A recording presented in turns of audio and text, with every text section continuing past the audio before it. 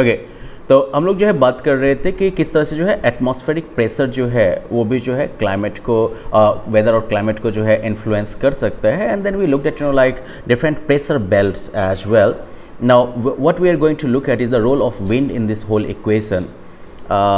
इससे पहले एक चीज़ जान लें कि इक्वेटोरियल जो लो प्रेशर बेल्ट है ये काम एरिया है और इसीलिए इसे जो है डोल्ड्रम्स कहा जाता है, मतलब कि डल ओल्ड इंग्लिश में. विंड जो है तो बेसिकली विंड जो है वो क्या है, तो that is the horizontal movement of air. मतलब कि अगर ये अर्थ का सरफेस हो गया तो इसके हॉरिजॉन्टल जो हवा बहती रहती है देन इट बिकम्स विंड. तो एयर क्या हो गया, स्टैटिक है जो कुछ भी है, लेकिन जब हवा एक बार चलने लगती है then it is called wind. अब विंड का क्या है सीन कि it always blows from high pressure areas to low pressure areas. ये हमेशा जो है हाई प्रेशर एरियाज से लो प्रेशर एरियाज में जो है बहता है और उनका नामकरण जो होता है वो उस दिशा के आधार पर होता है जिससे वो बहते हैं. ओके, तो जैसे कि हम लोगों ने एटमॉस्फेरिक प्रेशर के टर्म्स में ही बात किया था ना, तो इधर क्या है कि जैसे पोलर हाई प्रेशर बेल्ट, तो उधर से जो है बह के हवा किधर आएगी, सब पोलर लो प्रेशर बेल्ट में.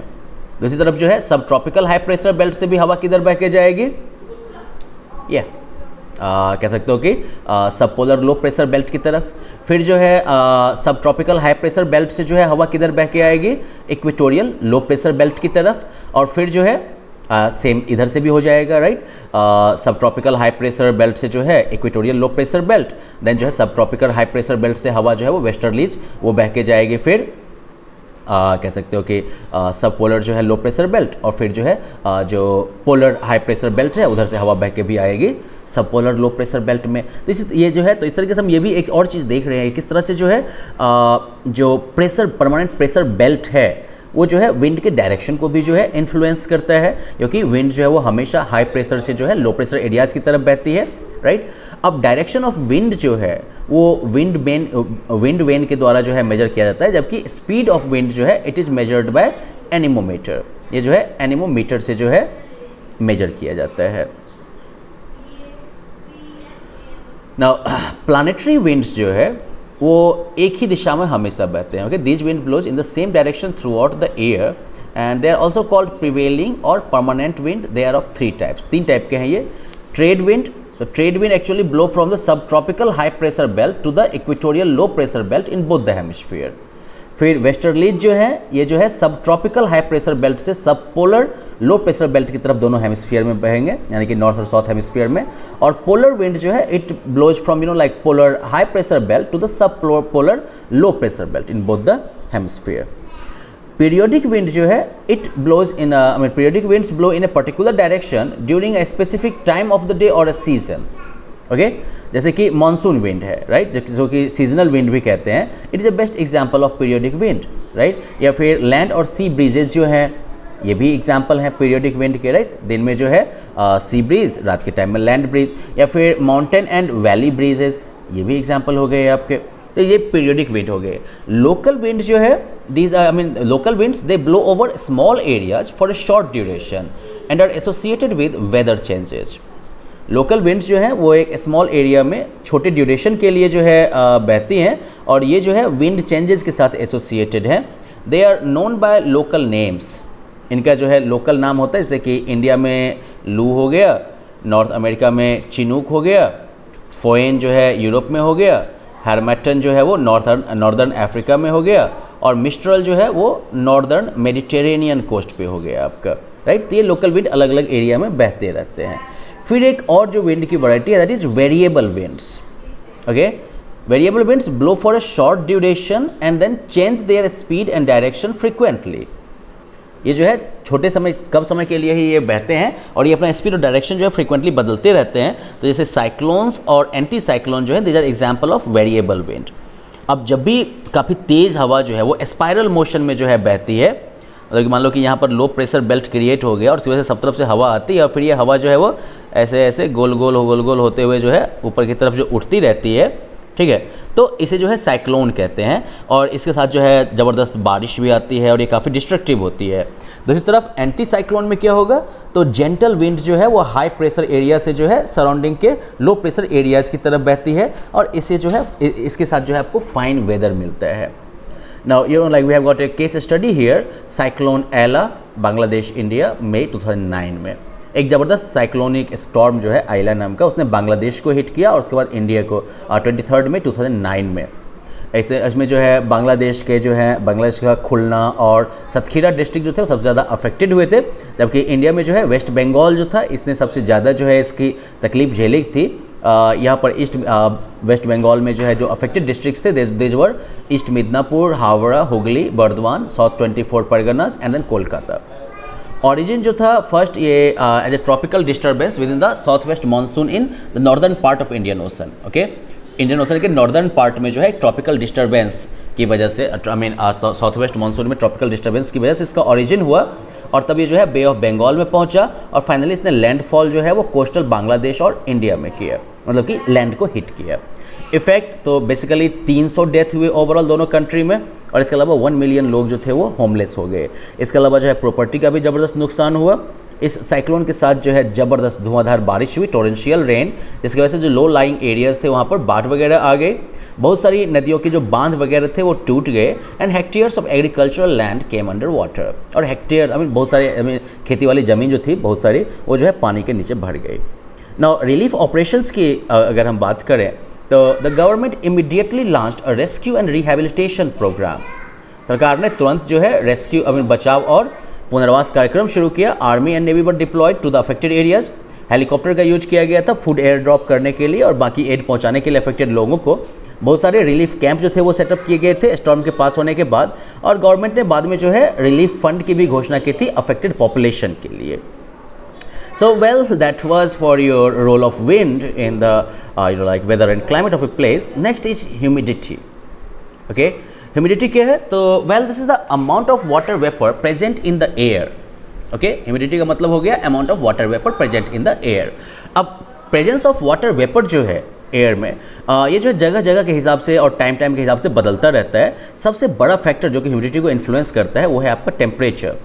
हाई टेम्परेचर जो होता है इट कॉजेज मोर इवेपोरेशन, ये जो है ज़्यादा वाष्पीकरण करता है which results in high humidity, जिसकी वजह से हाई ह्यूमिडिटी होती है। जबकि low temperature results in low humidity, low temperature जो होगा वहाँ पर लो ह्यूमिडिटी होगी। Now the instrument use to measure humidity is called hygrometer. Instrument जिससे कि ह्यूमिडिटी को मापा जाता है इसे हाइग्रोमीटर कहते हैं। ओके, और ह्यूमिडिटी ऑफ एयर जो है इसे दो तरीके से बताया जाता है। एक तो हो गया एब्सोल्यूट ह्यूमिडिटी। एब्सोल्यूट ह्यूमिडिटी क्या है? तो well the actual amount of water vapour in A given volume of air at a given temperature. Absolute humidity हो गया आपका कि जितना वाटर वेपर एक सर्टेन वॉल्यूम ऑफ एयर में एक पर्टिकुलर टेम्परेचर पर मौजूद है, that is your absolute humidity. It is measured in grams per cubic metre. ये जो है ग्राम पर क्यूबिक मीटर में नापा जाएगा, मतलब G/m³। रिलेटिव ह्यूमिडिटी जो है it is the ratio between the actual amount of water vapour present in a given volume of air at a given temperature and the maximum amount of water vapour which the same volume of air can hold at that temperature. Okay, तो relative humidity का concept जो है वो थोड़ा समझ लीजिए अब कि एक्चुअल तो हो गया कि ठीक है, आई मीन जितना वाटर वेपर मौजूद है एक पर्टिकुलर एयर वॉल्यूम में एक पर्टिकुलर टेम्परेचर पे, तो वो आपका हो गया एब्सोल्यूट ह्यूमिडिटी। ओके, वैसे इसके मेजरमेंट का यूनिट है ग्राम्स पर क्यूबिक मीटर। लेकिन रिलेटिव ह्यूमिडिटी जो है ये एक रेशियो है कि कितना actual amount of water vapour जो मौजूद है वो at a given volume and a given temperature, और जो maximum amount of water vapour वही वॉल्यूम वही उसी टेम्परेचर पर होल्ड कर सकता है, इसके बीच का जो रेशियो है that is your relative humidity and it is expressed as percentage. इसे जो है परसेंटेज टर्म में एक्सप्रेस किया जाता है। तो रिलेटिव ह्यूमिडिटी क्या हो गई? Actual vapour pressure divided by saturated vapour pressure multiplied with 100। Okay, relative humidity आपकी हो गई कि एक्चुअल जो वेपर का प्रेशर है divided by saturated vapour pressure and then 100%, I mean 100, तब परसेंटेज वैल्यू में आ जाएगी आपकी ये relative humidity. And finally we have got condensation. जब मान लो कि हाई टेम्परेचर पर ठीक है हवा जो है वो इवेपोरेट होकर जो है वेपर बन गई और हवा में मिल गई, राइट, उससे ह्यूमिडिटी बढ़ गई। लेकिन जब सैचुरेटेड एयर का जब टेम्परेचर गिरता है then the water vapour in it gets converted from the gaseous state to the liquid और सॉलिड स्टेट। तब इसमें मौजूद जो वाटर वेपर है वो अपने गैसियस स्टेट से भाप वाले फॉर्म से जो है चेंज होके या तो लिक्विड बन जाएगा नहीं तो सॉलिड स्टेट में आ जाएगा। This process is called condensation. इसी प्रोसेस को जो है कंडेंसेशन कहते हैं। And different forms of condensation are, अब कंडेंसेशन के डिफरेंट फॉर्म्स क्या क्या हैं? तो वेल देखो, क्लाउड्स, क्लाउड जो है कंडेंसेशन का फॉर्म है। क्लाउड कब फॉर्म होता है? Clouds are formed when water vapour in the air condenses around dust particles into tiny droplets of water. Okay, जब वाटर वेपर जो है वो डस्ट पार्टिकल्स के इर्द गिर्द जो है जमा होने लगता है और पानी की छोटी छोटी बूंदों में बदल जाता है। Okay, now on the basis of their appearance and the height eight which they occur, clouds can be classified into cirrus, stratus, cumulus and the nimbus। ये जो है क्लाउड्स के डिफरेंट क्लासिफिकेशंस हो गए, cirrus, stratus, cumulus and nimbus। आगे फिर आती है बारी ड्यू की, क्योंकि अभी ड्यू भी तो इन्फ्लुएंस करता है ना वेदर क्लाइमेट वगैरह को। तो ड्यू, सॉरी, ये भी जो है आपके कंडेंसेशन का एक फॉर्म हो गया। तो ड्यू कब फॉर्म होता है? It is formed when moist air comes in contact with a cool surface such as grass and condenses into droplets of water. ये विंटर के टाइम में ड्यू आपको काफ़ी ज़्यादा मिलता है इनफैक्ट। तो ड्यू कब फॉर्म होता है? जब मॉइस्ट हवा जो है, मॉइस्चर से भरी हुई हवा जो है वो काफ़ी कूल सरफेस के कांटेक्ट में आती है, जैसे कि घास वगैरह, और फिर जो है पानी की बूंदों में बदल जाती है। फ्रॉस्ट जो है तब बनता है जब ड्यू जो होता है, सरफेस, कूल सरफेस के टच में आने के बाद जो वाटर वेपर ड्यू में बदल गया, तो वो ड्यू जब कह सकते हो कि बर्फ़ के रूप में जम जाता है, आइसी क्रिस्टल्स बना लेता है, then it is called frost. Fog winter के टाइम में हम लोग काफ़ी एक्सपीरियंस करते हैं।